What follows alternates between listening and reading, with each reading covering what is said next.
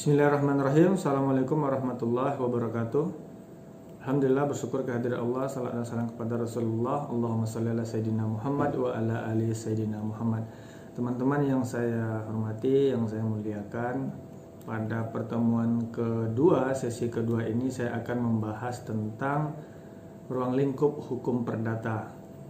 Ada beberapa hal yang akan saya bahas pada ruang lingkup hukum perdata ini. Yang pertama adalah istilah dan pengertian hukum perdata. Yang kedua, sumber-sumber hukum perdata.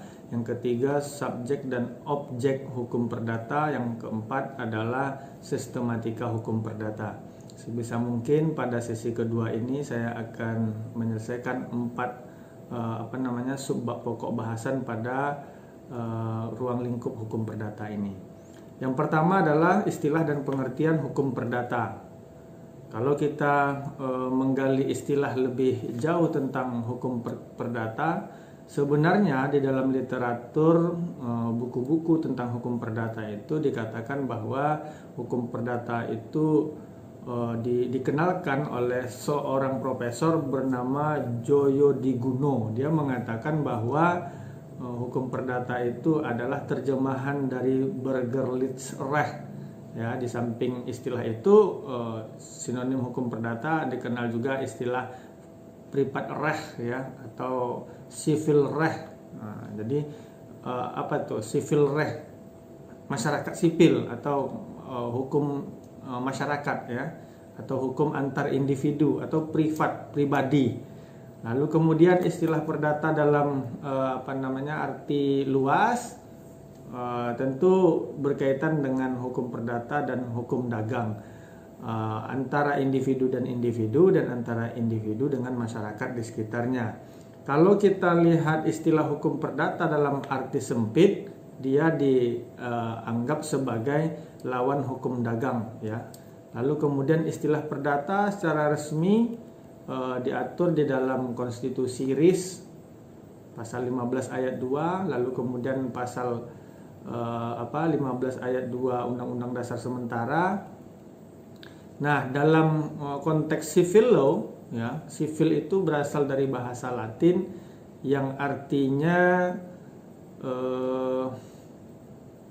sivil, yang berarti sivil itu warga negara, atau hukum sipil, hukum yang mengatur hubungan antara individu dengan individu, antara pribadi dengan pribadi. Kalau kita lihat pengertian hukum menurut para pakar, setidaknya dari referensi yang saya baca itu ada 6-7 pakar yang memberikan definisi tentang hukum perdata. Misalnya yang disampaikan oleh Subekti, hukum perdata adalah segala hukum pokok yang mengatur kepentingan perorangan. Ya, itu kalau dalam bahasa umumnya memang tafsirannya memang umum gitu.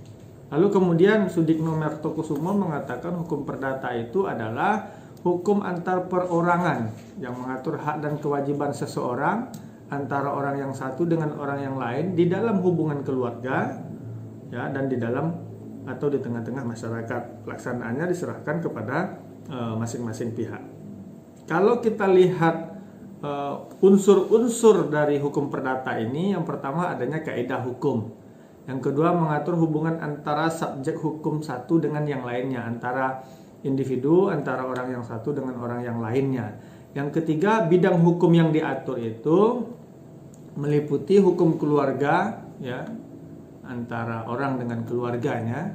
Lalu kemudian hukum benda ya, kepemilikan misalnya. Lalu kemudian hukum waris, hak yang ditinggalkan. Lalu kemudian hukum perikatan serta hukum pembuktian dan kadaluarsa. Ini unsur-unsur dari hukum perdata itu. Nah, substansi yang diatur dalam hukum perdata itu adalah yang pertama, seperti yang saya sampaikan tadi, hubungan keluarga. Dalam hubungan keluarga itu akan menimbulkan hukum tentang orang dan keluarganya. Makanya kalau di Fakultas Syariah dan Hukum itu ada namanya hukum keluarga ya, program studi hukum keluarga, spesifik tentang hukum keluarga. Tapi lebih spesifik lagi dibahas dalam konteks hukum Islam. Itu yang pertama ya. Jadi hukum perdata itu hukum hubungan keluarga, yang kedua pergaulan masyarakat.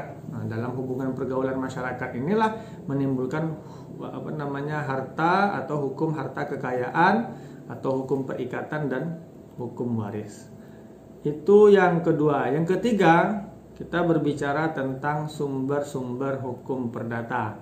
Kalau kita berbicara tentang sumber hukum material, ya, materi hukum yang diambil dari konteks hukum perdata itu, yang pertama tentu berkaitan dengan peraturan perundang-undangan, ya. Ada undang-undang, kalau di Indonesia tentu undang-undang perkawinan, undang-undang nomor 1 tahun 1974, lalu kemudian ada keputusan hakim yang berkekuatan hukum tetap, Inkrah Van WSD, yang kemudian putusan itu dijadikan sebagai referensi, putusan itu dijadikan sebagai sesuatu hal yang dapat dijadikan contoh. Keputusan hakim inilah yang termasuk ke dalam sumber hukum dalam arti sempit, di mana hukum perdata dibentuk hakim secara dapat dibaca, putusan-putusan hakim ini dapat dibaca, sehingga dalam arti sempit disebut juga dengan sumber material. Yang kedua, sumber hukum formal, tempat memperoleh kekuatan hukum, ya, berkaitan dengan bentuk dan cara yang menyebabkan peraturan hukum formal itu berlaku.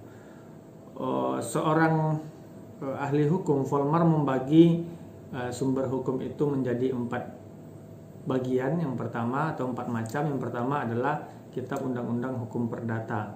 Kitab Undang-Undang Hukum Perdata ini, kalau tidak salah, ada sekitar 1993 pasal, dan sudah banyak pasal-pasal yang telah dihapus dalam KUH Perdata itu. Jadi mahasiswa yang belajar mata kuliah hukum perdata itu wajib memiliki Kitab Undang-Undang Hukum Perdata, karena memang nggak banyak orang yang bisa hafal dengan pasal-pasal yang ada dalam Kitab Undang-Undang Hukum Perdata, karena banyaknya. Dan terkadang bahasanya itu juga masih perlu dibaca 2-3 kali baru kita memahami apa yang dimaksud oleh pasal itu. Nah, ini ya Kitab Undang-Undang Hukum Perdata. Yang kedua adalah traktat. Traktat itu adalah perjanjian antara satu negara dengan negara lain. Traktat itu ya ada traktat bilateral antara satu negara dengan negara lain. Jadi hanya 2 negara. Ada traktat multilateral, ya. Traktat multilateral ini adalah traktat lebih dari 2 negara. Kemudian ada traktat terbuka. Traktat terbuka ini terbuka kepada seluruh negara. Nah, itu berkaitan dengan perjanjian-perjanjian antara negara dengan negara lain. Sumber hukum perdata yang berikutnya adalah jurisprudensi. Jurisprudensi seperti yang saya katakan tadi adalah putusan hakim yang memiliki kekuatan hukum tetap, mengikat dan memaksa, Inkrah Van WSD. Lalu kemudian putusan itu dianggap sebagai putusan yang baik, yang dijadikan sebagai referensi dan contoh, putusan yang memiliki rasa keadilan, lalu kemudian dijadikan itu sebagai pegangan oleh hakim berikutnya untuk memutuskan suatu persoalan yang kasusnya itu identik. Nah, itulah jurisprudensi. Lalu kemudian ada kebiasaan yang dilakukan oleh individu dan masyarakat dalam konteks kehidupan bersosial, ya. Kalau di Indonesia tentu kehidupan bermasyarakat, berbangsa dan bernegara.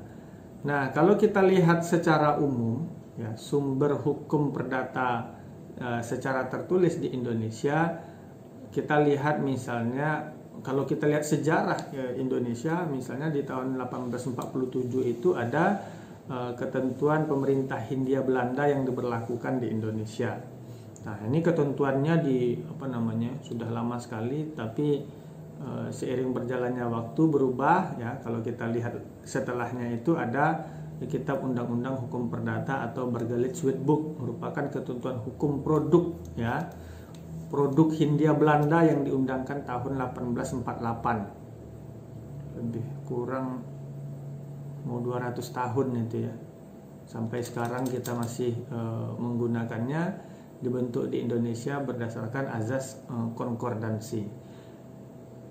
Cukup lama itu undang-undang diberlakukan di Indonesia, artinya Indonesia itu masih tetap istiqomah dengan aturan-aturan yang dibuat oleh Belanda.